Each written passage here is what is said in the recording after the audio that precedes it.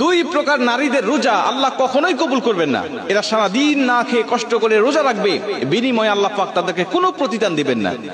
মেয়েরা কিন্তু পুরুষের তুলনায় বেশি রোজা রাখে, মেয়েরা পুরুষের তুলনায় বেশি নামাজ পড়ে, ধর্মের দিক থেকে মেয়েরা কিন্তু পুরুষের দিক থেকে অনেক আগায় আছে। কিন্তু শুধুমাত্র সঠিক তরিকাটা না জানার কারণে, সামান্য ছোট্ট ছোট্ট ভুল হওয়ার কারণে তাদের সব আমলগুলো বরবাদ হয়ে যাচ্ছে।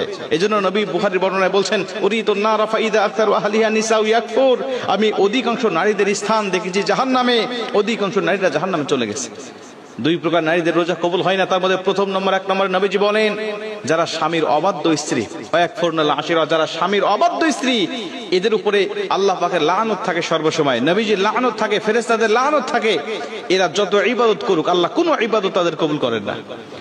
নবীজি সাল্লাল্লাহু আলাইহি ওয়াসাল্লাম বলেন, যাদের উপরে নারাজ রয়েছে স্বামী বৈধ কারণে, এরা যখন কবরে যাবে, এরা যখন হাসরের মাঠে উঠবে, মিজানের পাল্লায় যখন তাদের আমলনামাটা মাপ দেওয়া হবে, দেখা হবে একদম জিরো, তাদের কোনো আমলনামাটা আল্লাহ পাক কবুল করেন নাই। অথচ পাহাড় সমপরিমাণ সওয়াব তারা ইনকাম করেছিল।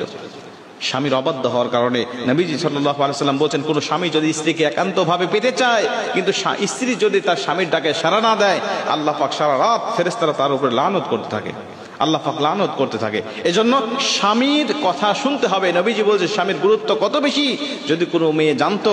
আর আমি নবীজি যদি আল্লাহর পরে কাউকে সেজদা দেওয়া জায়েজ হতো, বলে দিতাম প্রতিটা স্ত্রীকে তার স্বামীকে যেন সেজদা দেয়।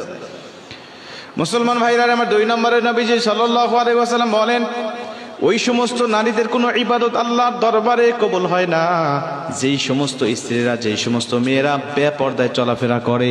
আজকে রমজান মাস, দেখবেন মার্কেটে চলে যাবেন, রাস্তাঘাটে বিভিন্ন জায়গায় শপিং মলে দেখতে পাবেন অধিকাংশ জায়গায় বেপর্দা নারীর সরাসরি।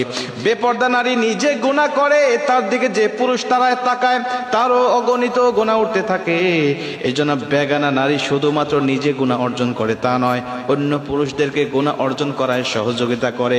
অন্য পুরুষ গুনাহ করে যত গুনাহ ইনকাম করতে থাকে, ওর একটি পার্সেন্টেজ আল্লাহ পাক ওই মহিলার আমল নামায় দান করতে থাকে। বেপর্দা নারী যারা, এদেরকে দেখে অন্য পুরুষের রোজা হালকা হবে, অন্য পুরুষের আমল নষ্ট হবে, অন্য পুরুষের চরিত্র নষ্ট হবে। আর ও বেপর্দায় চলার কারণে আল্লাহ পাক তার আমল নামাটাকেও ঘাটতি করে দিবেন, তাকেও গুনাহ দিবেন, আল্লাহ পাক তার স্থানটাকেও জাহান্নামে করে দিবেন। এরা অনেক সওয়াব ইনকাম করেছে, অনেক নফল নামাজ পড়েছে, অনেক ফরজ রোজার পাশাপাশি নফল রোজাও রেখেছে, কিন্তু বিনিময়ে তাদের আমল নামাটা চির হয়ে থাকবে। কেন? সে নিজে বেপরদায় চলাফেরা করেছে, নিজে গুনাহ করেছে এবং অন্যকে গুনাহ অর্জন করাতে সে সহযোগিতা করেছে। এই জন্য আমি আপনাদেরকে অনুরোধ করব, যারা মহিলারা আমার আলোচনা শুনছেন, আপনারা অবশ্যই এই দুইটা বদ অভ্যাস যদি আপনার মধ্যে থেকে থাকে, আপনি বদ অভ্যাসগুলো পরিত্যাগ করেন। আশা করা যায় সারাদিন আপনি না খেয়ে কষ্ট করে রোজা রাখতেছেন, এই রোজাটা আল্লাহ পাক অবশ্যই আপনার কবুল করবেন। কিন্তু যদি এই অভ্যাস